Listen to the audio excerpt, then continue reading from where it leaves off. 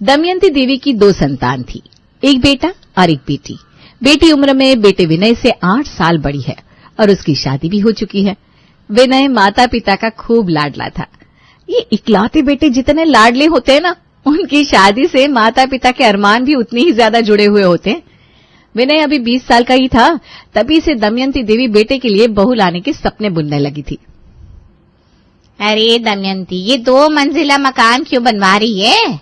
कौन सा लंबा चौड़ा परिवार है तेरा?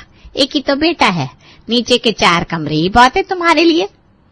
अरे अलका बहन, आज तो सिर्फ बेटा है, कल को बहू भी तो आएगी, और जब बहू आएगी तो उसे भी तो रहने के लिए कमरों की जरूरत होगी।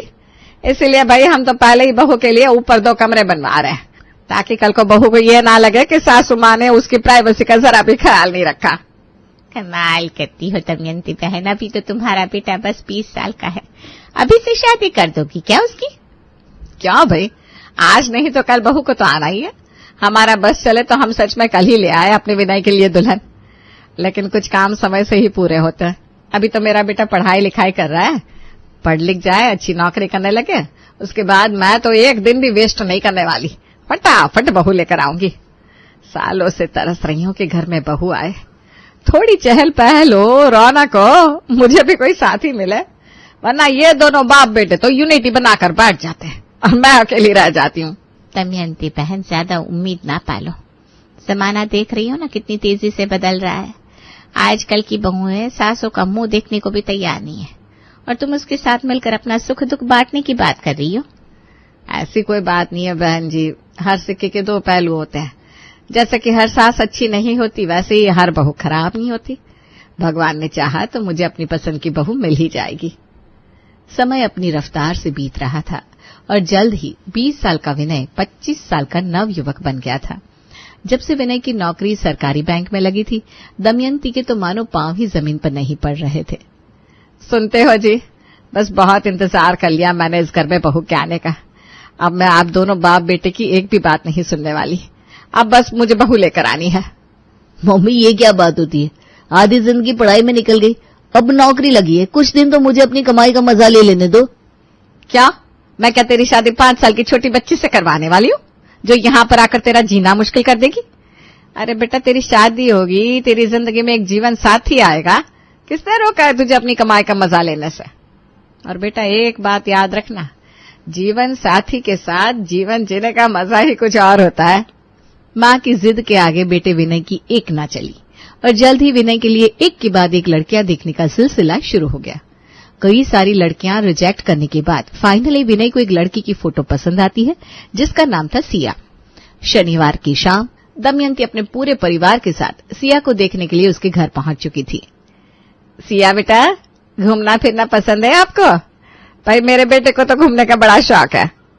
आंटी जी, वो क्या है ना, मुझे अपने घर में अपने कंफर्ट जोन में रहना ज्यादा अच्छा लगता है। हाँ, लेकिन ऐसा भी नहीं है कि मैं कहीं टूर पर जाने के लिए मना करूंगी। विनय जी की खुशी के लिए मैं उनका साथ जरूर दूंगी। बस बेटा, ऐसा ही होना चाहिए। एक दूसरे की पसंद नापसंद को ध्यान में रखकर थोड़े से एडजस्ट करके चलो ना, तो जिंदगी सुकून से बीत जाती है। हमें तो बहन जी ये रिश्ता पसंद है। आप लोग भी सोच लीजिए, फिर आराम से फोन करके बताइएगा। जल्दी ही सिया की तरफ से भी हाँ का जवाब आ जाता है और फिर सिया और विनय की धूमधाम से शादी हो जाती है। शादी के बाद विनय बेटा, क्या बात है, देख रहे हूँ बहू का चेहरा हमेशा कुछ मुरझाया सा रहता है, कुछ परेशानी है क्या तुम दोनों के बीच में? नहीं माँ, ऐसे तो कोई बात नहीं है, हम दोनों के बीच में तो सब ठीक चल रहा है आपके आशीर्वाद से। बेटा, तुझे नहीं लगता कि बहू के चेहरे पर वो खुशी, वो चमक नहीं दिखाई देती जो नई नवेली दुल्हन के चेहरे पर दिखाई देनी चाहिए? आप क्यों चिंता करती हो माँ, अभी नई शादी है, थोड़ा टाइम तो लगेगा ना उसे यहाँ एडजस्ट होने में। हो सकता है अपने घर की याद आ रही है, आप बिना बात ही चिंता कर रही हैं। नहीं बेटा, मैं उन सासों में से नहीं हूँ कि बहू को ससुराल लाने के बाद उनके हाल पर छोड़कर अपने घमंड में चूर हो जाए। जैसे तू मेरा बेटा है, वैसे ही वो मेरी बहू है। अगर मेरा फर्ज तेरे प्रति है तो उसके लिए भी तो मेरा कुछ फर्ज बनता है कि नहीं? तू एक बार उससे पूछ कर देख, हो सकता है तुझे अपने मन की बात बता दे। ठीक है मम्मी, अगर आपको ऐसा लगता है मुझे पूछना चाहिए तो मैं जानने की कोशिश करता हूँ।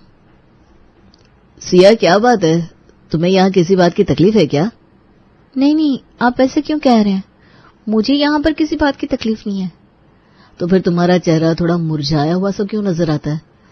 माँ भी कह रही थी कि तुम्हारे चेहरे पर नई नवेली दुल्हन वाली चमक नहीं दिखाई देती। वो क्या है ना, मुझे इस रूम में अभी कंफर्टेबल नहीं लग रहा है। ऐसा नहीं है कि मैं कोशिश नहीं कर रही हूँ, मैं तो अपनी तरफ से पूरी कोशिश में लगी हुई हूँ कि यहाँ के हिसाब से ढल जाऊं, लेकिन दिमाग है कि ये बात मानने को तैयार ही नहीं है कि मैं अपना कमरा छोड़कर यहाँ आ गई हूँ। अब जानते हो विनय, मुझे अपने कमरे से इतना अटैचमेंट था ना कि उसे छोड़कर मेरा कहीं जाने को दिल ही नहीं करता था।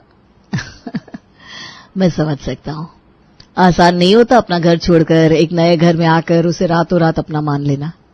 कोई बात नहीं, तुम्हें समय चाहिए, तुम ले सकती हो, टेक योर टाइम, जल्दबाजी जैसी कोई बात नहीं है। हाँ, अगर मैं तुम्हारी कुछ मदद कर सकूं तो जरूर बताना।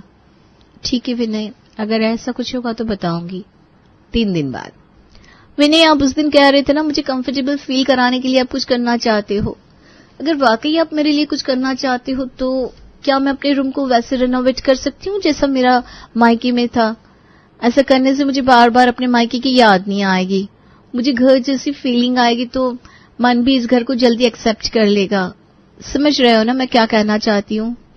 हाँ, बिल्कुल समझ रहा हूँ। ठीक है, मैं मम्मी से एक बार बात कर लेता हूँ, उसके बाद तुम्हें बताता हूँ।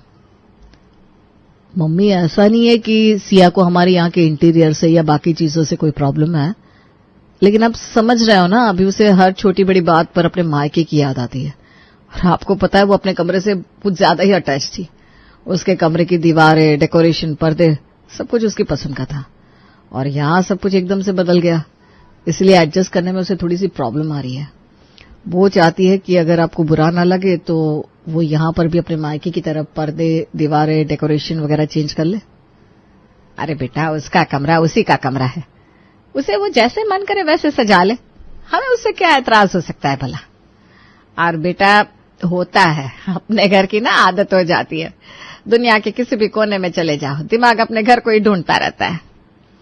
सास की तरफ से परमिशन मिलते ही सिया ने अपने कमरे के पर्दे, दीवारों का रंग, साज, सजावट सब बदलवाकर बिल्कुल अपने मायके जैसा करवा दिया था। एक बार सिया को मनमानी करने का अवसर क्या मिला, हम तो उसकी झिझक ही खत्म हो गई थी। मम्मी जी, नाश्ते में क्या बनेगा? बेटा, नाश्ते में तो तुम्हारे पापा जी कुछ हल्का फुल्का खाते हैं, तुम ऐसा करो पोहे बना लो। क्या माँ जी, नाश्ते में पोहा कौन खाता है? आपको पता है मेरे मायके में तो नाश्ते में रोज पराठे ही बनते थे, टेस्टी टेस्टी क्रिस्पी पराठे, खा के ना मूड बढ़िया हो जाता है। सास की तरफ से परमिशन मिलते ही सिया ने अपने कमरे के पर्दे, दीवारों का रंग, साज, सजावट सब बदलवाकर बिल्कुल अपने मायके जैसा करवा दिया था। नाश्ता ही तो करना है, जैसे पोहे से करते थे वैसे पराठे से कर लिया करेंगे, कोई चिंता की बात नहीं है बेटा। तुझे पराठे खाने की आदत है ना, तो पराठे ही बना लिया कर। ठीक है माँ जी। एक बात बताइए, आपने कभी सोचा नहीं कि अब आपको नया गैस चूल्हा ले लेना चाहिए? देखिए ना, आजकल कौन ऐसा स्टील वाला गैस चूल्हा इस्तेमाल करता है? आपको पता है मेरे मायके में तो 4 चूल्हे वाला इतना खूबसूरत सा ग्लास वाला गैस चूल्हा है, शीशे की तरह चमकता है, किचन की क्लास ही चेंज हो जाती है। मैं हमारे किचन के लिए भी ले आऊं? आपको पता है मैं किचन में आती हूँ ना तो मुझे ऐसा लगता है पता नहीं मैं कहाँ आ गई, वो घर वाली फीलिंग ही नहीं आती स्टील के चूल्हे पर मुझे। बेटा, अगर तुझे 4 चूल्हे वाले गैस पर काम करने की आदत है तो कोई बात नहीं, वही मंगवा ले। इस वाले चूल्हे को उठवाकर स्टोर रूम में रख दूंगी। ठीक है, मैं बोल देती हूँ विनय से, शाम को ऑफिस से थोड़ा जल्दी आएंगे, फिर हम लोग साथ में जाकर खरीदारी कर लेंगे। हालांकि सास दमयंती ने सिया को सिर्फ उसके कमरे को उसकी पसंद के अनुसार बदलने की परमिशन दी थी, लेकिन सिया तो जैसे अब रुकने का नाम ही नहीं ले रही थी। मम्मी जी, कैसे सोफे रखे हुए हैं हमारे हॉल में, जरा सा भी कंफर्टेबल फील नहीं होता उनके ऊपर बैठकर।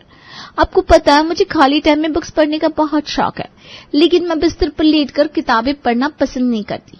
उसके लिए ना एकदम कंफर्टेबल सा सोफा होना चाहिए, और उस पर बैठकर कॉफी पीते हुए बुक पढ़ो, उसका मजा ही कुछ और होता है। हाँ तो बेटा, तू पढ़ लिया करना सोफे पर बैठकर, किसने रोका है? वही तो कर रही हूँ ना मम्मी जी।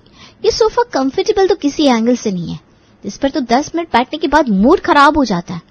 आपने मेरे मायके के सोफे देखे, कितने बढ़िया कंफर्टेबल, 1 घंटा भी बैठ जाओ तब भी कहीं से भी बॉडी पेन नहीं होता। इस सोफे पर बैठकर बिल्कुल भी घर वाली फीलिंग नहीं आती।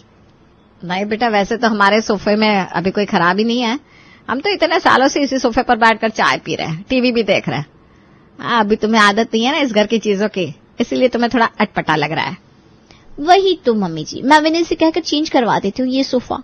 दिमाग में बार बार मेरे मायके वाला सोफा आने लगता है, और उसका रीजन यही है कि यहाँ के हॉल का लुक मेरी आंखों में सेट ही नहीं हो पा रहा है। ससुराल में अगर अपने घर वाली फीलिंग ना आए तो सुकून और मेंटल पीस कहाँ मिलेगा। हाँ, ठीक है ना मैडम माँ जी? हमने तो शुरू से ही कहा बेटा कि ससुराल को तू ससुराल मत समझ, अपना मायका ही समझना। जैसे तू अपने मायके में रहती थी यहाँ भी वैसे ही रह बेटा, कोई फॉर्मेलिटी करने की जरूरत नहीं है। तुझे कंफर्टेबल फील हो उसके लिए मैंने तुझे पूरी छूट दे रखी है। तुझे जो पहनना हो पहन, जैसे रहना हो वैसे रह। ससुराल कोई जेल थोड़ी ना होता है कि बहू को घर वाली फीलिंग ना आए। बहू को कंफर्टेबल फील कराने के लिए दमयंती और उसके पति ने उसे किसी तरह के बंधन में नहीं रखा था। मायके की तरह उसे अपनी जिंदगी खुलकर जीने की पूरी आजादी दे रखी थी। बेटा पल्लवी आ रही है आज, पूरे 6 महीने बाद मायके आ रही है मेरी बेटी। आज बड़ी खुश हूं मैं। 2 दिन बाद पल्लवी घर आ गई थी, लेकिन सिया को जैसे ननद के घर आने से कोई फर्क नहीं पड़ा था। वो तो पहले की तरह 9 बजे तक अपने कमरे से सज सवर कर निकलती, सास के हाथ का बनाया हुआ चाय नाश्ता करने के बाद छुट्टे मुट्टे काम निपटाती और फिर अपने मैगजीन के पन्ने पलटने लगती। 2 दिन बाद, मम्मी जी मैं अपने मायके होकर आती हूँ, मम्मी की बहुत याद आ रही है। लेकिन बेटा यहाँ पल्लवी आई हुई है, तुम कैसे जाओगे? हमने तो फैमिली ट्रिप प्लान किया है ना।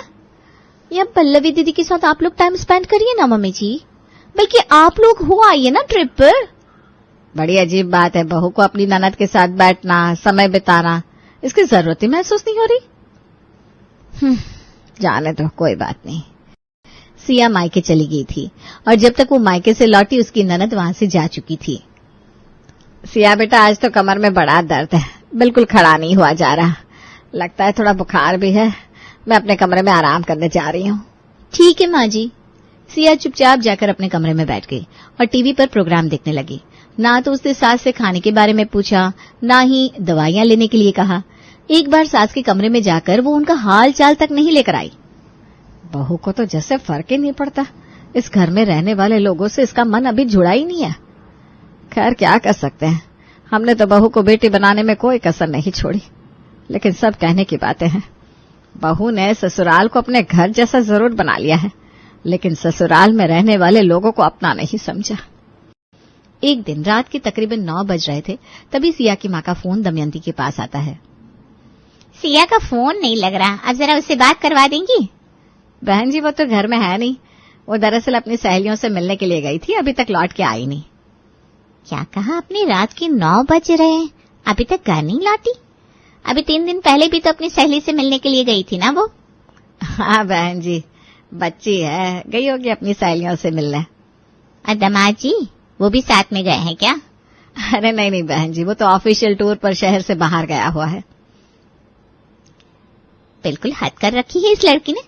दामाद जी शहर में नहीं है और इतनी रात तक पता नहीं कहाँ घूम रही है अपनी सहेलियों के साथ। ससुराल में रहने के कोई नियम कानून होते हैं कि नहीं? आप कुछ कहती क्यों नहीं उससे?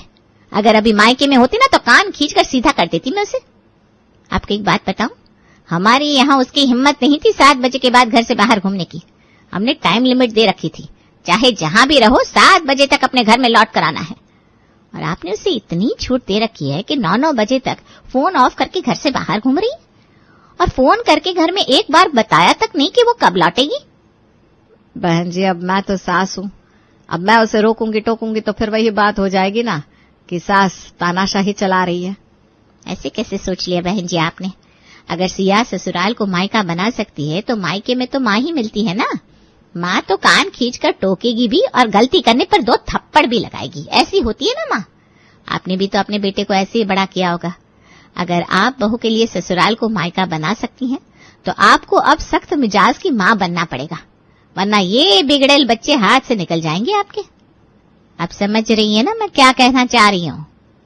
अगले दिन सुबह 7 बजे, सिया बेटा उठो, सुबह हो गई है, ये कोई समय है सोने का? समय से उठकर नहा धोकर बाहर आओ। सिया को सास का ऐसे उसे सुबह उठने के लिए कहना थोड़ा अजीब लग रहा था, फिर भी सास के जगाने पर सिया नहा धोकर कुछ देर में हॉल में आती है। चाय बन गई क्या? मेरी चाय रखी है ना आपने? नहीं, मैंने चाय नहीं बनाई, आज से चाय तुम बनाओगी।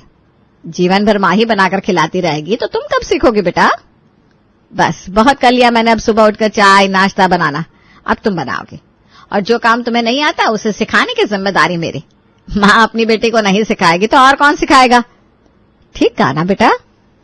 कुछ देर बाद जब सिया का पति नाश्ते के लिए आता है तब सिया उससे कहती है, देख रहे हो आप, आ गई तुम्हारी मम्मी अपने सास वाले अवतार में।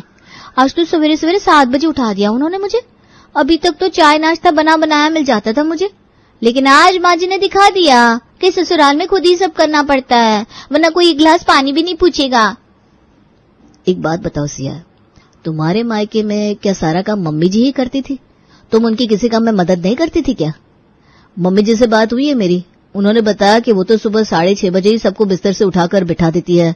सुबह का चाय नाश्ता बनाने की जिम्मेदारी तो तुम्हारी थी, और यहाँ तुम 9 से पहले सोकर उठती ही नहीं हो।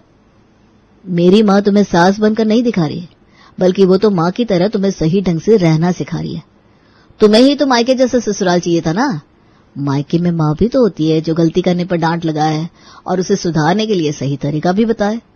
अगले दिन, माँ जी मैं अपनी सहेली से मिलने के लिए जा रही थी, रात को लौटने में थोड़ी देर हो जाएगी। बेटा सहेली से मिलने जाना है तो बिल्कुल जाओ, लेकिन 7 बजे से पहले घर आ जाना। देर रात तक घर से बाहर घूमने की परमिशन ना मैंने अपनी पल्लवी को दी थी और ना मैं तुम्हें दूंगी। मम्मी मेरी आंखों पर चढ़ा हुआ पर्दा उतर गया है। गलत फहमी थी मेरी कि मेरा ससुराल बिल्कुल मेरे मायके जैसा है। अरे शादी को 3 महीने पूरे हुए नहीं, मेरी सास ने रंग दिखाने शुरू कर दिए। सुबह उठने से लेकर रात के सोने तक पूरा टाइम टेबल बना दिया है उन्होंने। कभी बेडशीट बदलवाती है, कभी डस्टिंग कराती है, सहेलियों से मिलने तक जाने नहीं देती। मैंने गलती कर दी मम्मा इस घर में शादी करके। बहन जी जो कर रही है ना बिल्कुल ठीक कर रही है, बल्कि उनकी जगह अगर मैं होती तो पता नहीं तेरा क्या करती। याद है ना मैं कैसे तेरे कान पकड़कर तुझसे तेरे कमरे की सफाई करवाती थी? मम्मी कहीं ये सारी टिप्स आपने तो नहीं दी मेरी सासू माँ को? बिल्कुल सही समझा बेटा, मैंने ही तेरी सासू माँ को एहसास दिलाया कि जब तू ससुराल को मायका बना सकती है तो वो सास का चोला पहनकर कब तक बैठी रहेंगी? उन्हें भी तो तेरी माँ बनकर कान खींचकर सुधारना चाहिए ना तुम्हें। बचने का अब कोई रास्ता नहीं था। माँ, पति और सास सब एक हो चुके थे। अंत में उसे समझ में आ जाता है कि ससुराल को मायका बनाने के लिए ससुराल में रह रहे लोगों के साथ दिल से रिश्ता बनाना होता है, सिर्फ पर्दे बदल लेने से कुछ नहीं होता। ये ले बहू, ये मेरी तरफ से तेरी मुंह दिखाई सोने के इयररिंग्स पहनकर बता तुझे कैसे लगे। भाऊजी आप इतने प्यार से लाए हैं तो खराब कैसे हो सकते हैं? और सच बताऊं तो ये मेरे लिए बहुत अनमोल है। इससे खूबसूरत इयररिंग्स तो मैंने आज तक कभी देखी ही नहीं। चलो ठीक है, आपका हो गया। चल मोहित अब तेरी बारी। एक लौता देवर है तू, अब तू बता तू अपनी भाभी के लिए क्या लेकर आया है? देखो भाभी, आपको तो पता ही है कि अभी मेरा कॉलेज चल रहा है, जॉब तो मैं करता नहीं। अपनी पॉकेट मनी से पैसे बचाकर आपके लिए छोटा सा गिफ्ट लेकर आया हूँ। पता नहीं आपको पसंद आएगा कि नहीं। सुगंधा देवर का दिया हुआ गिफ्ट खोलती है तो उसके अंदर उसे एक प्यारी सी नोज रिंग दिखाई देती है। नॉट बैड मोहित, चॉइस तो बहुत अच्छी है तुम्हारी, इम्प्रेस हो गई मैं। घर में नई दुल्हन सुगंधा के गृह प्रवेश के बाद सभी लोग बारी बारी से उसे वेडिंग गिफ्ट दे रहे थे। जब बारी बारी से सबने अपना अपना गिफ्ट सुगंधा के हाथ में थमा दिया तो उसके ससुर चमनलाल ने अपनी पत्नी से कहा, अरे भाग्यवान, पूरे परिवार ने गिफ्ट पकड़ा दिया बहू को। अब तुम भी कुछ दोगी या बस यहाँ दर्शकों की तरफ बैठकर तालियां बजाती रहोगी? अरे मैंने तो इतना स्पेशल गिफ्ट सोचा है बहू के लिए कि बहू हैरान रह जाएगी मेरा गिफ्ट देखकर। ऐसा क्या गिफ्ट है माँ जी, बताइए ना। देख बेटा, जो गिफ्ट है ना वो चलकर तेरे पास नहीं आ सकता, तुझे गिफ्ट के पास चलना होगा। इतना कहकर सास कांता बहू सुगंधा को लेकर रसोई की तरफ जाने लगती है। अरे मम्मी, ये किचन के दरवाजे पर आपने रिबन क्यों बांध रखा है? चक्कर क्या है? अरे तुम लोग पूछ रहे हो ना मैंने बहू के लिए क्या गिफ्ट खरीदा है, तो भाई मेरा गिफ्ट ये किचन ही है। मैं बहू को अपना किचन गिफ्ट कर रही हूँ। देख बहू, एक औरत के लिए उसकी रसोई क्या होती है ये औरत से ज़्यादा कोई नहीं समझ सकता। हमारी ज़िंदगी का एक बहुत इम्पॉर्टेंट पार्ट होता है रसोई, और आज से बल्कि अभी से मैं अपनी रसोई तुझे गिफ्ट करती हूँ। अब तू इस रसोई में जब मन करे, जो मन करे, जैसे मन करे वो पका और खा। मेरा इस रसोई में आज के बाद किसी भी तरह का कोई दखल नहीं रहेगा। अब तुझे पता है ना, शादीशुदा बहू के जीवन में आधा कलेश इसी बात का होता है कि सास रसोई में बात बात पर आकर अपनी टांग अड़ाती है। इसीलिए मैंने तो पहले ही सोच लिया था कि मैं अपनी बहू की रसोई में कभी भी टांग नहीं अड़ाऊंगी। तुझे पूरी आज़ादी है कि तू अपनी रसोई को अपने तरीके से चला सके। बोल, हो गई ना मेरी सोच से इम्प्रेस? सबसे यूनिक गिफ्ट है कि नहीं मेरा?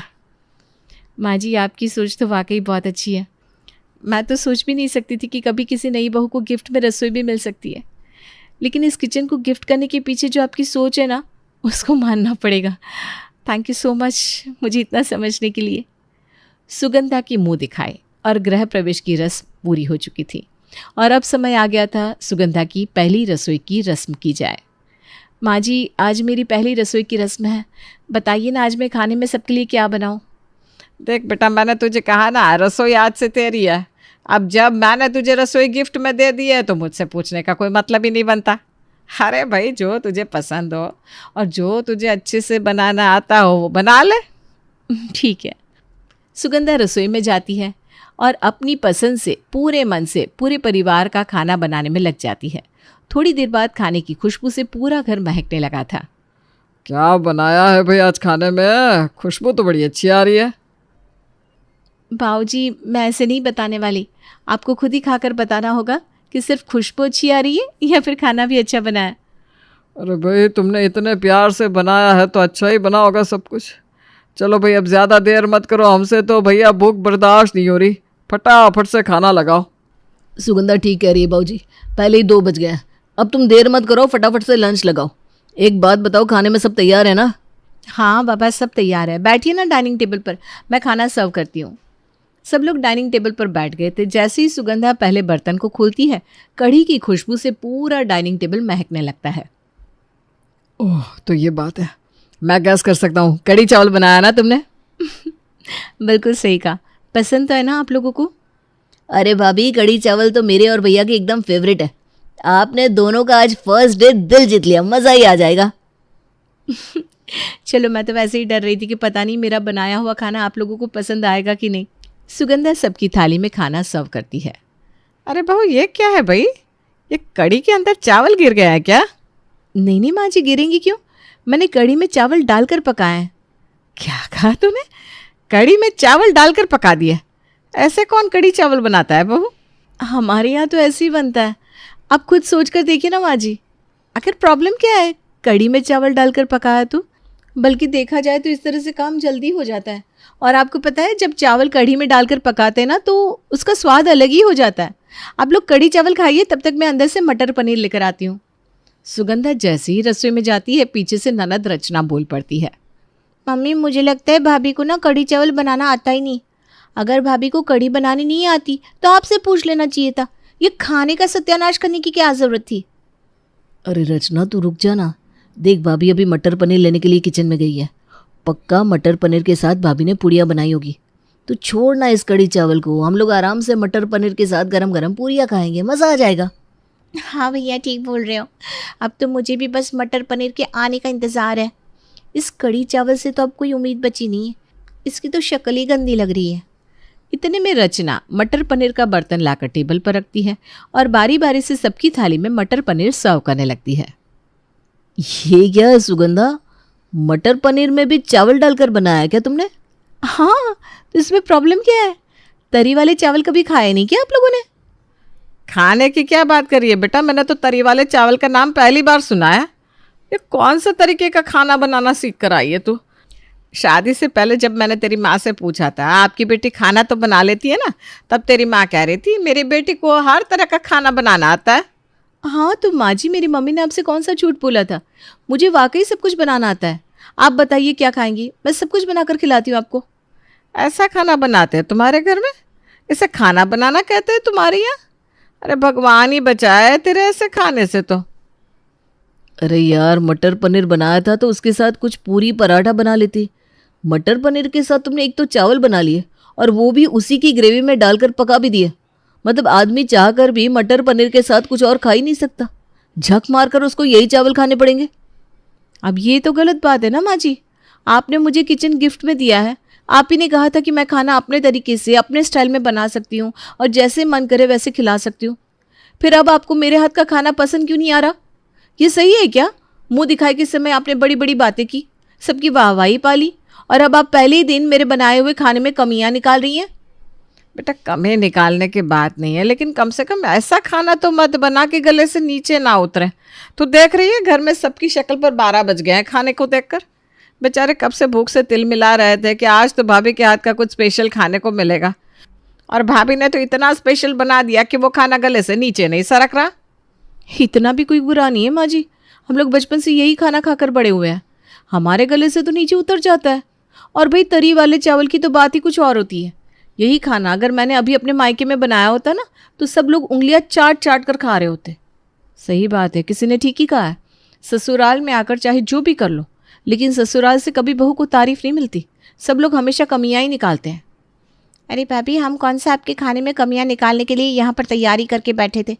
हमने तो बड़े अरमान सजाए थे कि आज आपके हाथ का कुछ स्पेशल खाने को मिलेगा, लेकिन आपने तो हमारी उम्मीदों पर पानी ही फेर दिया। खैर जाने दो, मेरा तो पेट भर गया मम्मी, मैं जा रही हूँ। ठीक कह रही है रचना, मेरा भी खाना देखकर ही पेट भर गया। मैं अपने कमरे में जा रहा हूँ, मुझे कुछ इंपॉर्टेंट नोट्स बनाने हैं। खाने की शक्ल देखकर सबकी भूख मर गई थी। एक एक करके बहाना बनाते हुए सभी लोग डाइनिंग टेबल से उठ जाते हैं और अपने अपने कमरे में जाकर बैठ जाते हैं। अरे बड़े अजीब लोग हैं, इतने प्यार से मैंने सबके लिए खाना बनाया, किसी को कोई कदर ही नहीं है। देखो तो कैसे सब लोग मुंह पर ही बेइज्जती करके चले गए। अरे करने दो, मुझे क्या भाई, मैंने तो अपनी तरफ से पूरी कोशिश की थी। अरे भाभी, 1 महीना हो गया गौरव की शादी को। हमने सोचा अब तक तो आपने बहू की पहली रसोई की रस्म भी कर दी होगी, क्यों ना हम लोग आकर बहू के हाथ का खाना चख लें, इसी बहाने मुंह दिखाई भी कर लेंगे। अरे क्यों नहीं जीजी, आप ही का घर है, जब मन करे तब आ जाइए। सुगंधा बेटा, कल तुम्हारी बुआ जी आ रही हैं खाने पर, और सुनो भाई, नाक मत कटवा देना, उनके लिए ना कुछ ढंग का बना लेना। रुकिए माँ जी, देखिए ये सरासर गलत बात है। आपने वादा किया था कि आप मेरी रसोई के बीच में टांग नहीं अड़ाएंगी। मैं किसके लिए क्या बनाऊंगी, कब बनाऊंगी, कैसे बनाऊंगी, ये सब तो आपने मेरे ऊपर छोड़ दिया था ना। फिर अब आप अपने वचन से क्यों फिर रही हैं? देखिए बुआ जी के स्वागत की पूरी जिम्मेदारी मेरी है, आप चिंता मत करिए, विश्वास रखिए, मैं सब कुछ मैनेज कर लूँगी। अरे इसी बात का तो डर है कि तू सब मैनेज कर लेगी। अपने तरीके से तूने सब मैनेज कर लिया ना तो ना कट जाएगी मेरी। खैर मैंने भी तो बिना कुछ सोचे समझे खुशी खुशी रसोई की चाबियां सौंपी थी इसे। इतना ही नहीं, मैंने तो रिबन भी कटवा दिया था। मुझे क्या पता था कि मेरा ये तोहफा मुझे इतना भारी पड़ जाएगा। अब ये बहू मुझे तो रसोई में 1 मिनट भी खड़ा नहीं होने देती। अगले दिन बुआ जी खाने पर घर आ गई थी। डाइनिंग टेबल पर बैठने के बाद, दीदी हम तो पहले ही बता रहे हैं, बहू ने अकेले ही सब तैयारी करी है। अब खाना अच्छा बना है या बुरा है, इसकी पूरी जिम्मेदारी बहू की है, इसलिए प्लीज़ आप हमें बुराई मत देना। अरे भाभी, अभी तो खाना चखा भी नहीं, अब तो पहले ही घबराने लग गई। क्या बात है, बहू ढंग का खाना नहीं बना पाती है क्या? खुद ही खाकर पता लगा लीजिए जी। अब मैं अपने मुंह से क्या ही कहूँ। देखिए बुआ जी, मुझे पता है आप ज़्यादा भारी भोजन कर नहीं पाती, इसलिए मैंने आपके लिए हल्का भोजन बनाया है। आपके लिए आपकी पसंद की तौरी और लौकी की सब्जी बनाई है।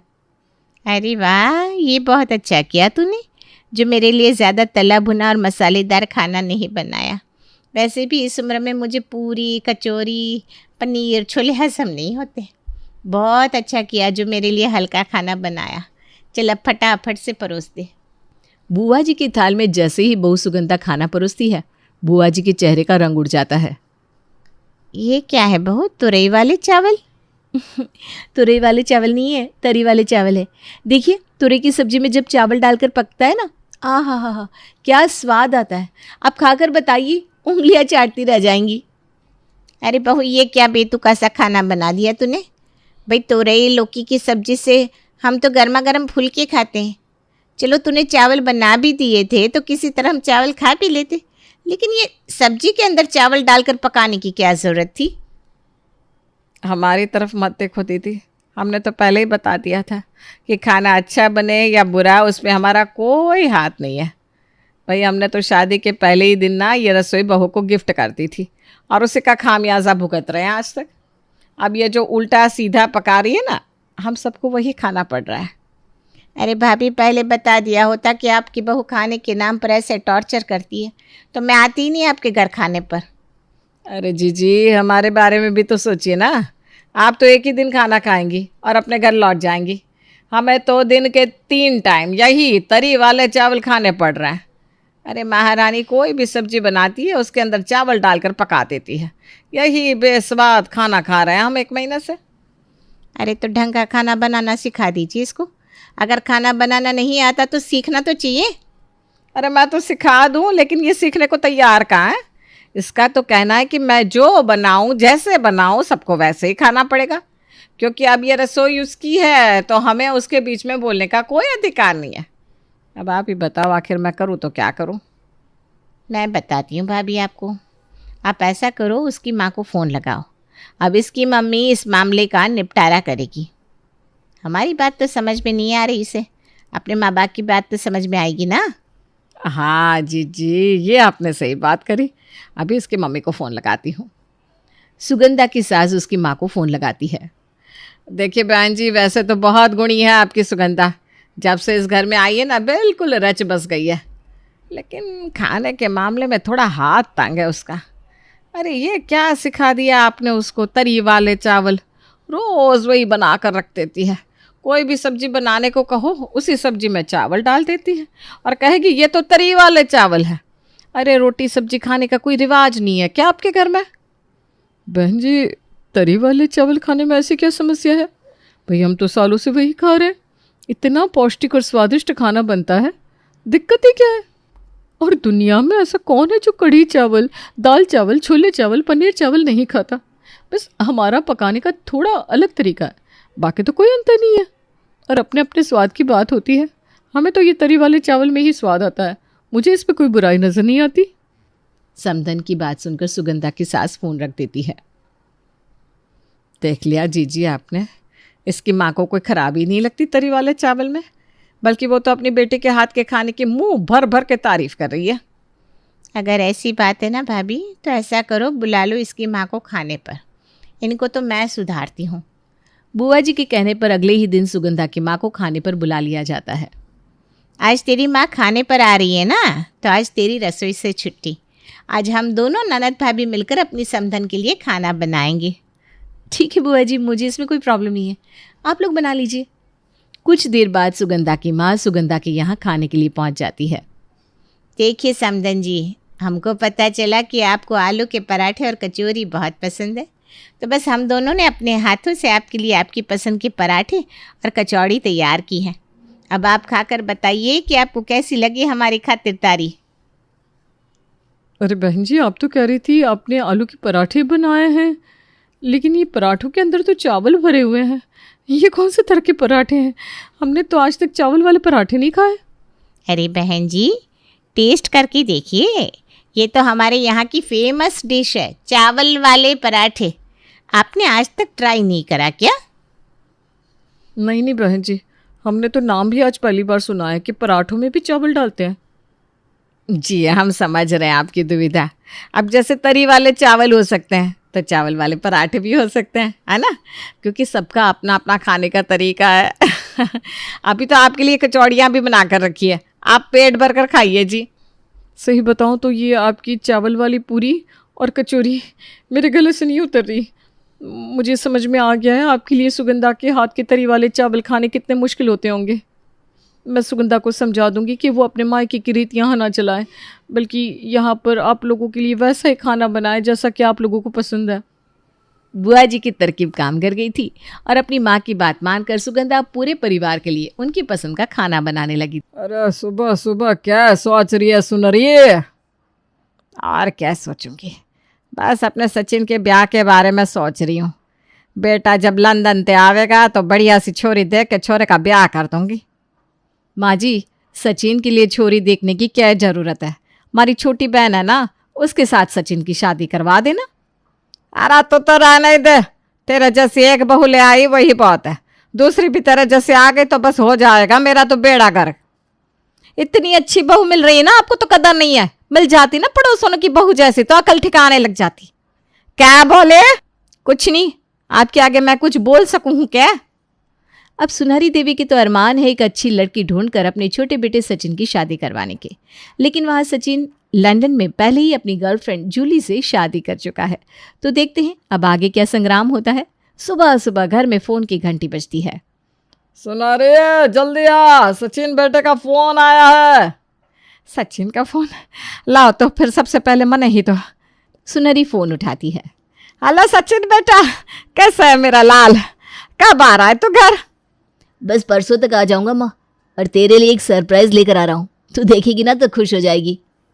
अब सुनहरी देवी तो इस आस में बैठी कि उसका बेटा न जाने उसके लिए क्या सरप्राइज लेकर आएगा। तभी 2 दिन बाद सुबह सुबह घर की डोरबेल बजी। सचिन बेटा आ गया लगता है। सुनहरी देवी जाकर दरवाजा खोलती है। अरे मेरा बेटा, कब से इंतजार कर रही थी तेरा। आजा बेटा अंदर आजा, तेरे लिए सारा तेरी पसंद का खाना बनाया है और तेरे लिए नूनी घी भी निकाल के रखा है। हाँ माँ, लेकिन मेरे साथ अभी तुम्हें किसी और का भी स्वागत करना है। किसी और का स्वागत करना है? किसका बेटा है? कोई और तो है भी नहीं यहाँ पर। अरे जूली कहाँ चली गई? जूली, जूली। आज सचिन, मैं यहाँ पर हूँ। मेरा पैर इस कीचड़ में गंदा हो गया।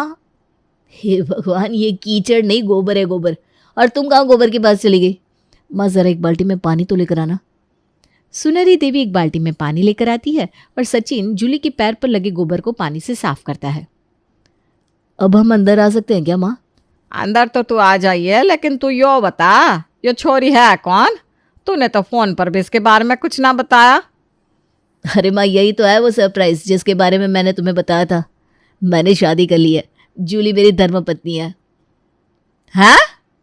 ये बात सुनकर सुनहरी देवी बेहोश हो जाती है। सब उसके चेहरे पर पानी छिड़क कर उसे उठाते हैं, लेकिन अब बहू घर पर आ गई थी तो उसका स्वागत तो करना ही था। तो बहू के लिए चावलों का कलश द्वार पर रखा जाता है। एक तो बिना बताए शादी कर ली, ऊपर से वो भी विदेशन से। अच्छा है कि तेरे पिताजी घर पर ना है, वरना तुझे घर में घुसने भी ना देते। अब खड़ी खड़ी मेरा मुंह क्या देख रही है? कलश पर पैर मारो और अंदर आ जा। ओके ससुमाम जी। जूली तो चावल के भरे कलश पर एक जोरदार किक मारती है और वो कलश सीधा बेचारे स्वर्गवासी दादाजी की फोटो पर जाकर लगता है और बेचारे स्वर्गवासी दादाजी भी बुरी तरह चकरा जाते हैं। हे भगवान, ग्रह प्रवेश कर रही है या ग्रह को तहस नहस कर रही है? ये कैसी बहू ले आया तू? बोल रही थी ना मेरी बहन से कर दो शादी, लेकिन जब तो मेरी बात मानी नहीं, अब ले आया ना घर में विदेशन। सही कह रही है बहू, इससे अच्छा तो तेरी बात ही मान लेती। अब क्या बाहर ही खड़े रहोगे? आ जाओ अंदर। सचिन जूली को लेकर कमरे में चला जाता है। थोड़ी देर बाद जब उसके पिताजी घर आते हैं तो उन्हें भी सब कुछ पता चलता है। मैंने तो कभी सपने में भी ना सोची थी कि मेरा बेटा एक विदेशन ब्याह कर ले आएगा। पहले अंग्रेज हमारे देश को लूट कर चले गए और ये वहीं की अंग्रेज को हमारे घर की बहू बना लाया। पड़ोसियों को पता चलेगा तो सब क्या बोलेंगे? पड़ोसियों को पता चलेगा नहीं पिताजी, पड़ोसियों को पता चल गया। देखो जरा दरवाजे पर पड़ोसनों की कैसी भीड़ लगी हुई है। हे भगवान, इनका तो नेटवर्क पता नहीं कितना तेज है। थोड़ी देर पहले बेटा बहू घर आया और इनको पता भी लग गया। सारी पड़ोसन घर के अंदर आती हैं। तू तो बड़ी छुपी रुस्तम निकली सुनहरी, हमें तुझसे ये उम्मीद ना थी। हमने तो सोचा था सचिन बेटी की शादी में तू सबको बुलाएगी, लेकिन तूने तो छुप छुपा के उसकी शादी कर दी और किसी को बताया भी ना। और नहीं तो क्या, चलो अब शादी कर दी तो कर दी, लेकिन बहू की मुँह दिखाई तो करवा दे। हम भी तो देखे तेरी छुट्टी बहू कैसी है, बड़ी बहू जितनी सुंदर है भी कि नहीं। अब जब सारी पड़ोसनें घर पर आ ही गई थी तो बहू की मुंह दिखाई करवानी तो बनती थी। गीता जूली के पास उसके कमरे में गई। सुनो जूली, बाहर सारी पड़ोसन आई है तुम्हारी मुंह दिखाई करने के लिए, तो अच्छे से तैयार होकर बाहर आ जाओ और ये जींस पहनकर बाहर मत आना। मैं तुम्हें साड़ी देती हूँ, वो पहन लो। बड़ी सिस्टर इन लॉ जी, मुझे साड़ी पहनना नहीं आता, आप मेरी हेल्प कर दो प्लीज। अच्छा अच्छा ठीक है। गीता जूली को साड़ी पहनाकर अच्छी तरह तैयार करती है। हाँ, अब लग रही है तो एकदम संस्कारी भारतीय नारी। चलो और बाहर जाकर सबको राम राम करो।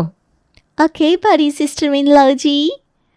जूली गीता के साथ बाहर जाती है तो वो सारी पड़ोसनों को देखकर सबको राम राम तो करती है, लेकिन ज़रा अलग स्टाइल में। वो एक पड़ोसन के पास जाती है और अपने फॉरेन स्टाइल की तरह उन्हें किस करते हुए राम राम बोलने लगती है। राम राम आंटी जी, राम राम। ए राम राम तो ठीक है, पर तू ये क्या कर रही है? किसी चीज की शर्म है कि नहीं तेरे अंदर? शर्म? लेकिन मुझे क्यों शर्म आएगी? मैंने क्या गलत किया? राम राम बोलना अच्छी बात है ना। अरे तो हाथ जोड़कर राम राम बोलना, ये चुम्मा चाटी क्यों कर रही है? चुम्मा चाटी? What do you mean aunty ji? हे भगवान, ये तो सबके सामने बेइज्जती करवाने पर तुली हुई है। गीता बेटा, तू जूली बहू को अंदर ले जा, बस हो गई मुँह दिखाई। ना ना ना, अब समझ में आया कि तूने अपनी बेटी की शादी में हमें बुलाया क्यों नहीं। छोरा विदेश से विदेशन ब्याह के लिए आया तो किस मुंह से बुलाती। वैसे तो धर्मवीर भाई साहब अंग्रेजों की इतनी बुराई कर रहे हैं और खुद की बहू अंग्रेजन। जब निर्मला की छोरी ने अंग्रेजन से ब्याह कर लिया था तब तो धर्मवीर भाई साहब गुस्से में उसके ब्याह में भी ना गए थे। अब खुद का बेटा अंग्रेजन ब्याह के लिए आया तो क्या घर से बाहर निकाल दोगे? अरे ताई, आपने मुंह दिखाई करनी थी, आपने कर ली ना, तो क्यों इतनी टेंशन ले रही हो? अपने घर जाओ और आराम करो और हमारे घर की कहानी हमारे घर पर छोड़ दो। सुनहरी देवी की बड़ी बहू गीता सभी पड़ोसनों को वहां से चलता कर देती है। तभी अगले दिन, 1 हफ्ते से जिम नहीं गई, बहुत अजीब सा लग रहा है। अगर एक्सरसाइज नहीं करूँगी तो मेरा वेट बहुत ज़्यादा गेन हो जाएगा। अभी सब सो रहे हैं तो मैं एक्सरसाइज कर लेती हूँ। जूली सुबह सुबह 5 बजे एक्सरसाइज करने लगती है, लेकिन कमरे में एक्सरसाइज करते हुए उसे घुटन होती है। यहाँ पर एक्सरसाइज करने में मज़ा नहीं आ रहा, बहुत ज़्यादा घुटन हो रही है। एक काम करती हूँ, ऊपर छत पर जाकर एक्सरसाइज करती हूँ। जूली अपना योगा मैट और जिम वेयर पहनकर छत पर एक्सरसाइज करने चली जाती है। और गांव में जब एक विदेशी बहू छत पर एक्सरसाइज करती है तो उसे देखकर लोग अपनी छतों पर भीड़ लगा लेते हैं। देख देख देख, बिल्कुल भी शर्म ना है इसकी बहू को तो। कैसे छत पर एक्सरसाइज कर रही है, और इन गांव वालों को देखो कैसे आंखें फाड़ फाड़ कर देख रहे उसे। जूली अपनी एक्सरसाइज कर रही थी, तभी उसकी जिठानी और सास छत पर आती हैं। और ये सारे पड़ोसी हमारी छत की तरफ क्यों देख रहे हैं? हेलो दीदी, गुड मॉर्निंग। ससु मॉम जी, आपको भी गुड मॉर्निंग। हे भगवान, इसके ऊपर तो हमारी नजर ही ना पड़ी। ये भी समझ में आया कि सारे पड़ोसी हमारी छत की तरफ क्यों देख रहे हैं। अरे तू चल नीचे चल, पूरे मोहल्ले में हमारा मजाक बनवा दिया। मजाक? पर मैंने तो कोई फनी बात नहीं कही ससु मॉम जी। हे भगवान, कहाँ से ये एंटिक पीस उठा लाया हमारा छोरा। तो नीचे चल। सुनहरी और गीता जूली को नीचे लेकर आती हैं। खबरदार, जो आज के बाद तू छत पर ऐसा गई तो ये गांव है तेरा, विदेश ना है। यहाँ पर हर किसी की शर्म रखनी पड़ती है। लेकिन ससु मॉम जी, मैंने क्या गलत किया? हे भगवान, इसे हमारी नजरों के सामने से ले जा गीता, ये तो मेरा बीपी हाई कर देगी। BP high? अगर आपका बीपी हाई हो गया है तो भी डोंट वरी मम्मी जी, मेरे पास हाई बीपी की गोली है। अरे तुम चलो यहाँ से, वरना घर में सबका बीपी हाई हो जाएगा। चलो मेरे साथ और अपनी पहली रसोई की रस्म की तैयारी करो। आज सबके लिए तुम्हें खाना बनाना था। अब वो लोग तो रहने वाले थे गांव के और गांव में खाना भी बनाते थे चूल्हे पर, लेकिन जिस लड़की ने अपनी जिंदगी में पहले कभी चूल्हा ही ना देखा हो, उसके लिए चूल्हे पर खाना बनाना कितना मुश्किल होगा, ये तो आप सोच ही सकते हैं। देखो, घर में सबको गोभी के पराठे बहुत पसंद है, तो तुम सबके लिए वो बना लो। गोभी के पराठे? मुझे बनाना नहीं आता बड़ी सिस्टर इन लॉ जी। सबके लिए सैंडविच बनाऊंगी तो चलेगा क्या? अरे यहाँ पर ये सब कोई नहीं खाता, और पापा जी को तो ये ब्रेड वगैरह बिल्कुल पसंद नहीं। तुम अंग्रेजों से जुड़ी कोई चीज़ उन्हें पसंद नहीं है, वो पहले ही तुम्हें लेकर खुश नहीं है। और अगर खाना भी ऐसा बना दिया ना तो और नाराज़ हो जाएंगे। तो कम से कम उनके लिए खाना ऐसा बनाओ जो उन्हें पसंद हो। ठीक है दीदी, मैं कोशिश करती हूँ, लेकिन आप मुझे बता दीजिए कि गोभी का पराठा कैसे बनाना है। अच्छा ठीक है। अब गीता जूली को गोभी के पराठे बनाने की रेसिपी बता देती है और घर के बाकी कामों में लग जाती है। जूली चूल्हे के सामने बैठकर पराठे बनाने की तैयारी में लग जाती है। दीदी ने चूल्हे में आग तो जला दिया, लेकिन इसमें फ्लेम को स्लो एंड फास्ट करने का ऑप्शन तो है नहीं। ये चूल्हा बहुत ज़्यादा तेज चल रहा है, ऐसे तो पराठे जल जाएगा। इधर बेचारी जूली चूल्हे पर पराठे बनाने में परेशान हो रही थी और उधर उसके ससुर जी बार बार नाश्ते के लिए आवाज़ लगा रहे थे। अरे कितनी देर हो गई, गोभी के पराठे बना रहे हैं या क्या बन रहा है जो इतनी देर लग रही है? पापा जी, वो आज जूली पराठे बना रही है ना, तो थोड़ा टाइम लग रहा है। गीता बहू, तुझे पता है ना वो विदेशी है, और मैं किसी विदेशी बहू के हाथ के पराठे नहीं खाऊंगा। सचिन को क्या लगता है, उसने अपनी मर्जी से जो कर लिया मैं उसे माफ कर दूंगा। धर्मवीर ये बात कहता है, तभी जूली उनके लिए पराठे लेकर आती है। I'm so sorry ससु मॉम जी, सॉरी पापा जी। मैंने पहली बार गोभी का पराठे बनाया, वो भी चूल्हे पर, तो ज़्यादा टाइम लग गया। गीता बहू, जाकर मेरे लिए दोबारा पराठे बनाओ, मैं ये नहीं खाऊंगा। लेकिन क्या पापा जी, मैं जानती हूँ आप हमसे गुस्सा हो, लेकिन गुस्से को खाने पर मत उतारो।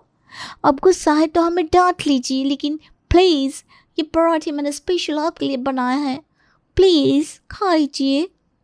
अब जूली इतने आदर और प्रेम से अपने ससुर जी को पराठा खाने के लिए देती है तो वो भी उसे खा लेते हैं। पराठा कैसे बना पापा जी? अच्छा तो नहीं बना है, लेकिन अन्न का अपमान नहीं करना चाहिए इसलिए खा रहा हूँ। अभी गीता बहू से खाना बनाना सीखने की बहुत ज़रूरत है तुम्हें। जी पापा जी। अब जूली जैसे तैसे सबको अपने हाथ का नाश्ता तो करा देती है। तभी अगले दिन, माँ जी मैं ज़रा भैंसों के पास जा रही हूँ, थोड़ी देर में आ जाऊंगी। अरे अब जा रही है तो जूली को भी अपने साथ लेकर जा, उसने भी तो भैंसों का काम सीखना है। अरे लेकिन वो बहुत परेशान हो जाएगी माँ जी, भैंसों को संभालना कोई आसान काम थोड़ी ना है। आसान काम ना है फिर भी सीखना तो पड़ेगा ना, ऐसे ही थोड़ी ना अपनी बहू के रूप में अपना लूंगी उसे। अब सुनहरी के कहने पर गीता जूली को भी अपने साथ भैंसों के पास ले जाती है। ओह माय गॉड, बड़ी सिस्टर इन लॉ जी, यहाँ पर कितना ज्यादा बदबू आ रहा है। हम यहाँ पर क्यों आए? क्योंकि हमें यहाँ की सफाई करनी है और दूध भी निकाल कर ले जाना है। व्हाट? आपके यहाँ पर पैक्ड मिल्क नहीं मिलता? ऐसा नहीं है, मिलते हैं, लेकिन जब हमारे घर में भैंस है तो हम बाहर से दूध क्यों लेकर आए? और वैसे भी पापा जी को ये पैकेट वाले दूध पसंद नहीं है, इसलिए खास उनके लिए घर में भैंस है। भैंस के दूध से हम दही घी सब बनाते हैं। अच्छा ये सब छोड़ो और वहाँ से सफाई करनी शुरू करो। ओके बड़ी सिस्टर इन लॉ जी। अब जूली बेचारी पहली बार ऐसी जगह की सफाई कर रही थी, लेकिन सफाई करते करते उसका पैर गोबर पर पड़ता है और वो उस पर फिसल कर पूरी तरह गिरती है। उसे देखकर वहाँ बंदी भैंस भी हंसने लगती है। ओए आउच, बड़ी सिस्टर इन लॉ जी मैं गिर गई। हे भगवान, मेरा हाथ पकड़ो और उठो। ज्यादा लगी तो नहीं ना तुम्हें? लग तो गई है but I am fine. Geeta Julie को घर लेकर आती है और उसके पूरे कपड़े गोबर में सने हुए देखकर उसकी सास हैरान रह जाती है। अरे यो क्या कर लिया? तो भैंस के तबेले की सफाई करने गई थी या खुद गोबर में लिपटने गई थी? यो क्या हाल बना के आई है? अरे माँ जी वो तबेले की सफाई करते हुए जूली का पैर फिसल गया, इसलिए ऐसा हो गया। तुम अंदर जाकर नहा लो जूली, और आज थोड़ा आराम कर लेना। ओके बड़ी सिस्टर इन लॉ जी। जूली नहा धोकर अपने कमरे में जाती है। तभी सचिन उसकी हालत देखकर कहता है, मेरे चक्कर में तुम्हें क्या क्या करना पड़ रहा है जूली, वरना लंदन में इतनी अच्छी लाइफ थी तुम्हारी। तुम चाहो तो मैं तुम्हें वापस लंदन लेकर चलता हूँ। नो सचिन, मुझे यहीं पर रहना है। यहाँ पर रहकर मुझे तुम्हारे घर वालों का दिल जीतना है। और सच में यहाँ पर रहने में मुझे जितना मज़ा आ रहा है उतना मज़ा लंदन रहने में कभी नहीं आया। मुझे पता है, मुझे बुरा ना लगे इसलिए तुम ये सब कह रही हो ना। नो सचिन, मैं बिल्कुल सच कह रही हूँ। यहाँ पर मुझे डांट तो पड़ती है, लेकिन मैं जानती हूँ सब मुझसे प्यार करते हैं। बस सब हमसे नाराज़ है इसलिए प्यार दिखाते नहीं। लेकिन तुम चिंता मत करो, मैं सबका दिल जीत कर रहूँगी। पहले तो जूली हर काम में बहुत गड़बड़ करती थी, लेकिन धीरे धीरे वो गीता से सारे काम सीखने लगती है। तभी कुछ दिन बाद वो सुबह जल्दी उठकर अकेले ही तबेले में चली जाती है। देखो प्यारी भैंस, पर तुम्हारा दूध निकालने आई हूँ। तुम मुझे किक बिल्कुल नहीं करना। तुम सबको किक मारती हो पर प्लीज मुझे नहीं, ओके? जूली जैसे तैसे भैंस का दूध निकाल कर घर लाती है। अरे इतने सुबह सुबह कहाँ से आ रही है? ससु माम जी, मैं भैंस का दूध निकालने गई थी और उसने मुझे किक नहीं मारा। मैंने अच्छी से वहाँ पर सफाई भी कर ली। अरे वाह, चलो अच्छा है, धीरे धीरे कुछ तो सीख रही है। जूली धीरे धीरे सबको खुश करने की कोशिश करती है। तभी उनके घर कुछ दिन बाद उसकी ताई सास आती है। क्या जरूरत थी इस विदेशन को अपनाने की?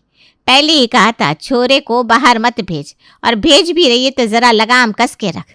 ये विदेशन बहू कभी घर बसा सकती है क्या? अरे जी, अब छोरे ने ब्याह कर लिया तो कर लिया, धीरे धीरे सब सीख रही है, आप चिंता ना करो। अब ताई सास तो आई थी घर में दरार पड़वाने, लेकिन जब सुनहरी को ये सब बोलकर काम नहीं चला तो वो जूली को भड़काने के लिए उसके पास पहुंच गई। कितनी सुंदर बहू ढूंढ कर लाया है महाराज सचिन बेटा, और सुनहरी कैसे तेरी बुराई कर है। यहाँ पर क्यों अपनी जिंदगी बर्बाद कर रही है? अपने लंदन में जाओ और आराम से अपनी जिंदगी जी। इस गांव में कुछ ना रखा। मैं तो कहती हूँ जितनी जल्दी हो सके यहाँ से निकल जा, वरना कल को ये सुनहरी तुझे कहीं जाने ना देगी। मैं ना चाहती कि आगे जाके तेरे को कोई पछतावा हो।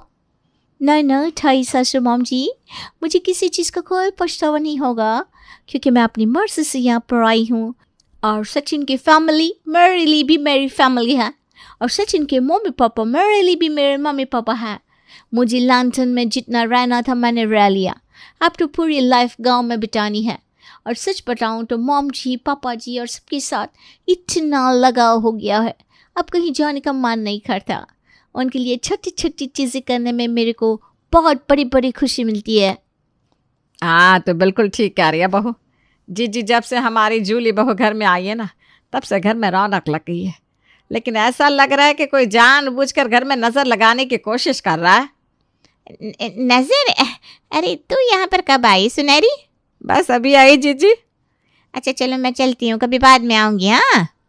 कल्याणी समझ गई थी कि सुनहरी ने उसकी सारी बातें सुन ली है, इसलिए वो तुरंत ही वहां से 9-2-11 हो जाती है। लेकिन आज जब सुनहरी को अपनी विदेशन बहू के मन के अंदर की बात पता चलती है तो वो प्यार से उसके सर पर हाथ रखती है और जूली के भोलेपन के कारण विदेशियों से नफरत करने वाले उस परिवार में वो लड़की उनकी लाडली विदेशी बहू बन जाती है। आरती की शादी रामपुर के एक साधारण परिवार में हुई थी। शादी के बाद से ही उसे अपने ससुराल की एक अजीब आदत का पता चला। आरती के ससुराल वाले पनीर खाने के इतने दीवाने थे कि उन्हें 2 वक्त पनीर चाहिए ही चाहिए। माँ जी, आज खाने में क्या बनेगा? बहू कढ़ाई पनीर बना दो और पराठा बना देना। माँ जी, रोज रोज पनीर, ये पनीर खा के ना मेरा तो दिल ही भर गया है। अगर तुम्हारा दिल भर गया है तो फिर हमसे पूछने की क्या जरूरत है, बनाओ जो दिल में आए। माँ जी, आप तो मेरी बातों का बुरा मान रही हैं, मेरे कहने का वो मतलब नहीं था। हम सबको पनीर बहुत पसंद है और हमें 2 वक्त पनीर खाने की आदत है। ये बात तुम्हें जितनी जल्दी समझ में आ जाए उतना अच्छा है। आरती के ससुराल में सुबह के नाश्ते से लेकर रात के खाने तक पनीर की कोई ना कोई डिश बनती ही थी, चाहे पनीर भुर्जी हो, पनीर टिक्का, पनीर मखनी या पनीर पराठा। आरती, मैं तुम्हें हर महीने का घर का खर्चा दूंगा, तुम्हें उसी खर्च से महीना पूरा चलाना होगा। ठीक है, पर घर पर रोज पनीर बनता है तो आप मुझे उसी हिसाब से पैसे दीजिएगा। आरती, तुम जुबान कम और हाथ ज्यादा चलाया करो। अरे, आपने मुझे बस 8,000 रुपये दिए हैं, इसमें पूरे महीने का पनीर कहाँ से आएगा? जितना बोला जा रहा है उतना करो। 8,000 रुपये में तुम्हें पूरा महीना चलाना है। आरती ने जैसे तैसे 15 दिन तो खींच लिए, पर उसके पति राजेश ने जो महीने की रकम तय की थी वो इतनी कम थी कि उसमें घर चलाना मुश्किल हो गया था। लेकिन पनीर की डिमांड कभी कम नहीं होती थी। अचानक आरती के फ़ोन की घंटी बजती है। अरे सीमा, कैसी हो तुम? मैं तो बड़ा परेशान हुआ। अच्छा हुआ तुमने आज कॉल कर लिया। मैं ठीक हूँ आरती, तुम्हें क्या हुआ? मैंने सुना तुम्हारे ससुराल में तो पनीर प्रेमियों का अड्डा है, रोज़ पनीर बनाते बनाते पक नहीं जाती। पक तो मैं कब की चुकी हूँ, लेकिन क्या करूँ, यहाँ तो रोज़ का यही राग है। घर खर्च इतना कम मिलता है और उसमें भी पनीर का खर्चा सबसे ज़्यादा हो जाता है। अरे तो अपने पति से क्यों नहीं कहती कि खर्च बढ़ा दे? कह चुकी हूँ, लेकिन राजेश कहते हैं इतने में काम चलाना सीखो। तो तुम एक बार अपनी सास से इस बारे में बात करो, क्या पता वो समझ जाए। आरती सीमा की बात को मानकर अपनी सास से बात करने जाती है। माँ जी, मुझे आपसे कुछ कहना था। हाँ बहू, बताओ क्या बात है। माँ जी, मुझे हर महीने जो खर्च मिलता है ना वो 15 दिन से ज़्यादा ऊपर नहीं खींच पाता, क्योंकि यहाँ पनीर बहुत ज़्यादा बनता है। क्या आप इनसे कहकर मुझे थोड़े ज़्यादा पैसे दिलवा सकती हैं? मेरा बेटा तुम्हें महीने का 8,000 रुपये देता है। अरे मुझे तो 5,000 देता था, मैं फिर भी पूरा महीना चला लेती थी। माँ जी, 2 वक्त पनीर बनता है, आप इस बात को समझने की कोशिश तो करें। मैं सब समझ रही हूँ, मुझे तो ऐसा लगता है तुम आधे पैसे अपने मायके पहुँचा देती हो, इसीलिए तुम्हें पैसों की कमी पड़ रही है। आरती की परेशानी दिन ब दिन बढ़ रही थी। वो हर हफ्ते बाजार से पनीर खरीदती और अपने बजट को संतुलित करने की कोशिश करती। ऊपर से उसका देवर अजय कहीं भी बाहर से आता तो पनीर का एक टुकड़ा तोड़ के खा लेता था। हर महीने के आखिर में पैसे खत्म हो जाते, जिसकी वजह से आरती को सोचना पड़ता था कि अगले महीने कैसे गुजारा होगा। अगर इस तरह आप लोग पनीर खाते रहोगे तो दिन में 1 किलो पनीर भी कम ही रह जाएगा। कहना क्या चाहती हो तुम? जिस तरह आप लोग पनीर खा रहे हैं, सब्जी भी कम पड़ जाएगी और बजट भी नहीं है इतना कि दोबारा पनीर लाकर मैं सब्जी में डाल सकूं। इस बात से हमें कोई मतलब नहीं है, हमें सिर्फ पनीर खाने से मतलब है। तुम्हें जैसे जो जहां मैनेज करना है करो, पर हमें 2 वक्त पनीर खाने दो। पर माँ जी, इतने कम पैसों में मैं कैसे सब मैनेज कर सकती हूँ? मैं भी तो पहले मैनेज करती थी, तुम्हें किचन हाथ में क्या दे दिया, तुमने तो नखरों के साथ साथ खर्चे भी बढ़ा दिए। आरती अब अपना दिमाग लगाती है कि मैं ऐसा क्या बनाऊं कि बजट भी बन जाए और खाने में भी कम ना पड़े। अब से मैं इन्हें 2 वक्त पनीर की भुर्जी बना कर दूंगी। इन्हें तो पनीर से मतलब है, ये खा भी लेंगे। आरती की ये ट्रिक काम आ जाती है। आरती के देवर को पनीर की भुर्जी ज्यादा पसंद आती है। क्या भाभी, आप भी थोड़ा थोड़ा पनीर डालते हो, ज्यादा दिया करो ना। देवर जी, सबके हिस्से का अपना अपना पनीर है। अब तुम क्या मेरे बेटे को पनीर भी नाप कर दोगी? नहीं माँ जी, वो बात नहीं है। पनीर की भुर्जी फिर कम रह जाएगी। मैंने पहले भी कहा है, ये सब तुम्हें मैनेज करना है, हमारा पेट काट कर मैनेज नहीं करना। आरती का देवर 2 लोगों के हिस्से की पनीर भुर्जी अकेले खा जाता था और आरती को दोबारा पनीर की भुर्जी बनानी पड़ती थी। आरती समझ जाती है कि उसे पनीर का ही जुगाड़ करना पड़ेगा, इसलिए वो अपनी मौसी से बात करती है। मौसी प्रणाम, कैसी हैं आप? अरे आरती, कैसी हो तुम? और ससुराल वाले कैसे हैं? सब ठीक है मौसी, बस थोड़ी परेशानी है। घर में ना रोज पनीर बनाना पड़ता है और खर्चा इतना कम मिलता है, समझ में नहीं आता कैसे संभालूं।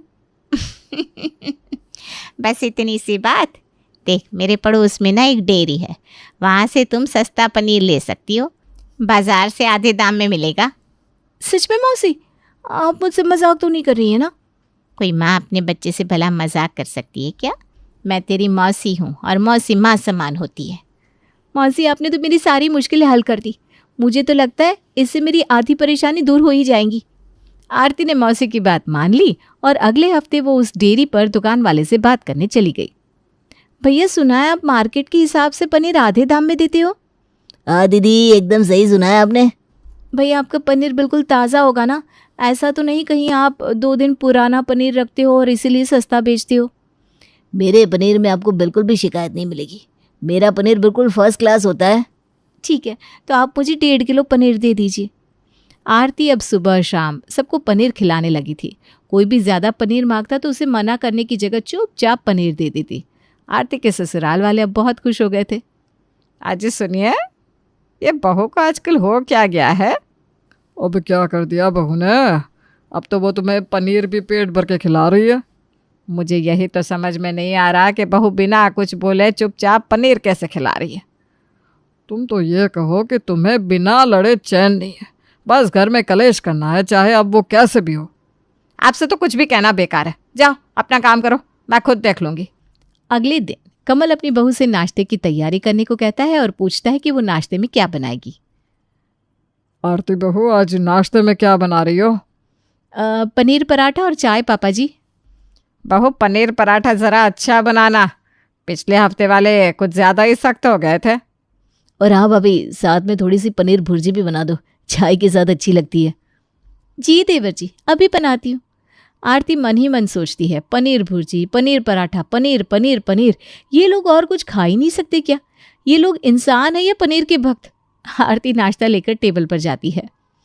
बहू, ये आज पनीर थोड़ा सख्त लग रहा है, क्या तुमने बाजार से अच्छे से नहीं खरीदा? जी पिताजी, बाजार से ही लिया है। भाभी, अगली बार और ताज़ा पनीर लेना, स्वाद अच्छा ना हो तो नाश्ते में मज़ा ही नहीं आता।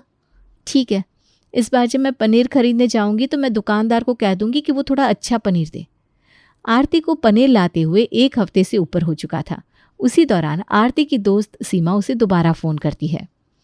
अरे आरती, कितने दिन हो गए तुझसे मिले, ये पता कब मिलेगी? सब ठीक है, लेकिन एक बात है जो मुझे पागल कर रही है। कौन सी बात? अरे मुझे भी बता, अभी भी तेरी पनीर की परेशानी दूर हुई नहीं क्या? तुझे तो पता है यार, यहाँ सबको पनीर इतना पसंद है कि सुबह शाम पनीर ही बनाना पड़ता है। मुझे लगता है जैसे मैं पनीर की दुकान चला रही हूँ। तंग आ गई हूँ यार। अरे वाह, तेरे ससुराल वाले तो असल में पनीर के भक्त हैं। वैसे ये तो अच्छी बात है ना, लेकिन तुझे तकलीफ क्या है? तकलीफ ये है कि घर का खर्चा इतना कम मिलता था कि समझ में नहीं आता कि पनीर खरीदूं या बाकी का सामान। कैसे कैसे इसका हल निकाला।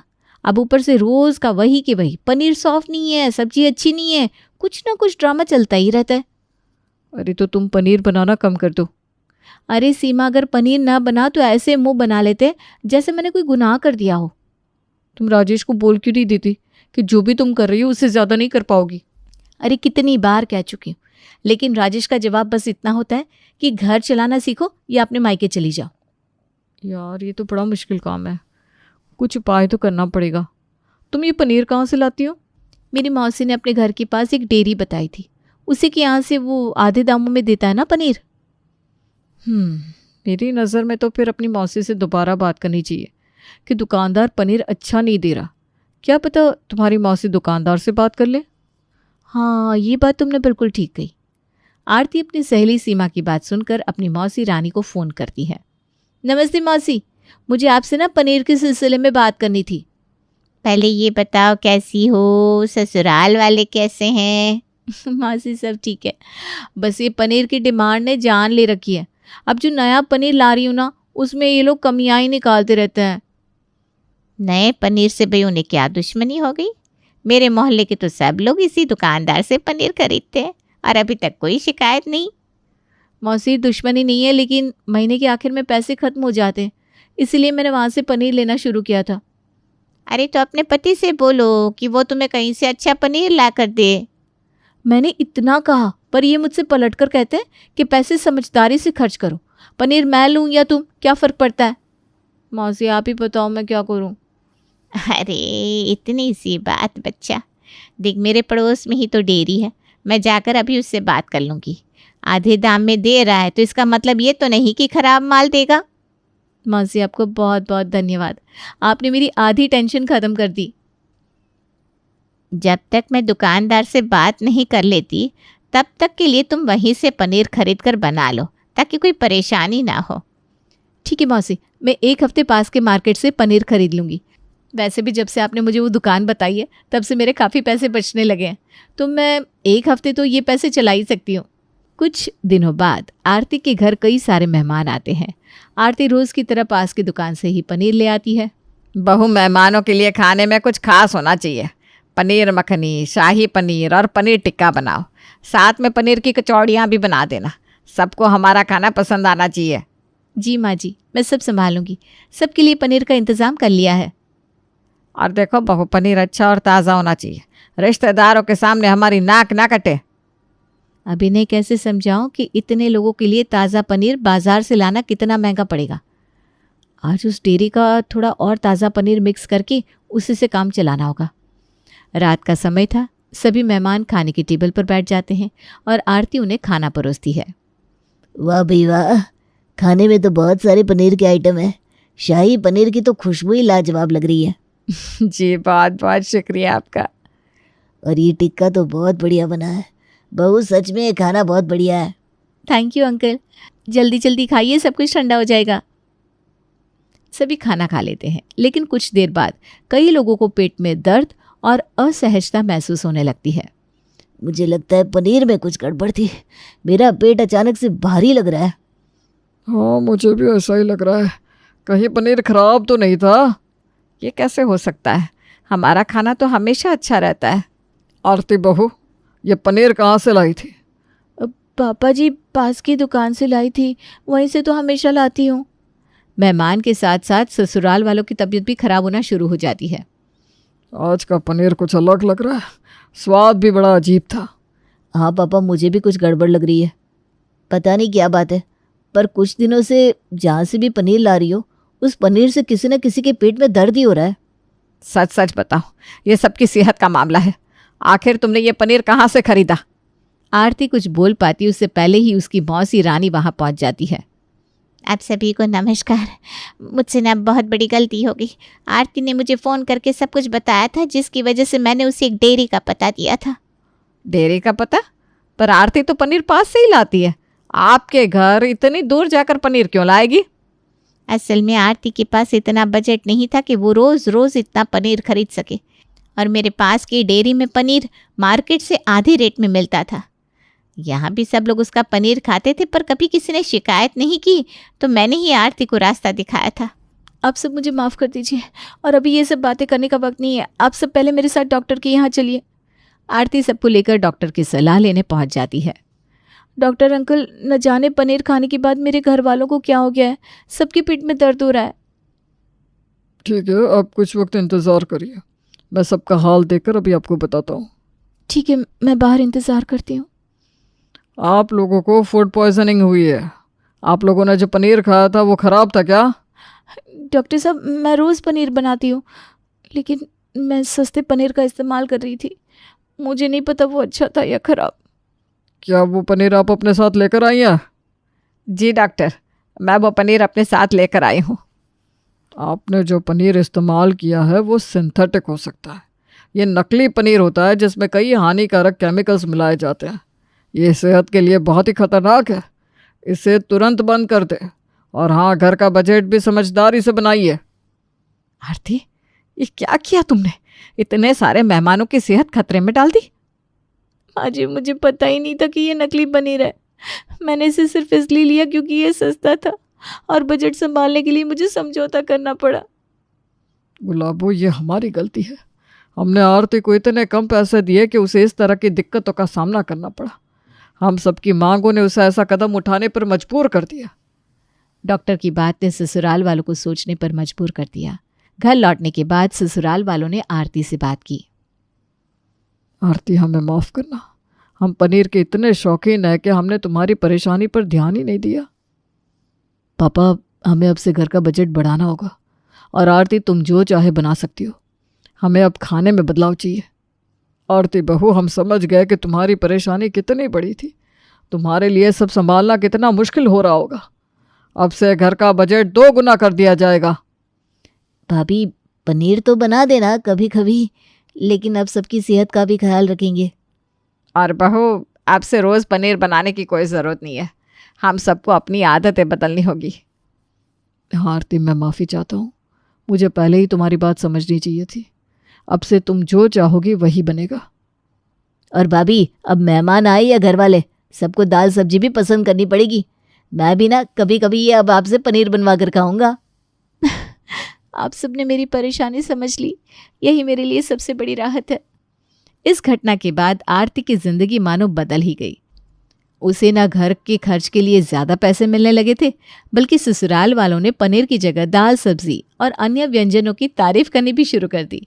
आरती ने सुकून की सांस ली। उसने समझ लिया कि कभी कभी छोटी छोटी बातें भी बड़ी सीख दे जाती हैं।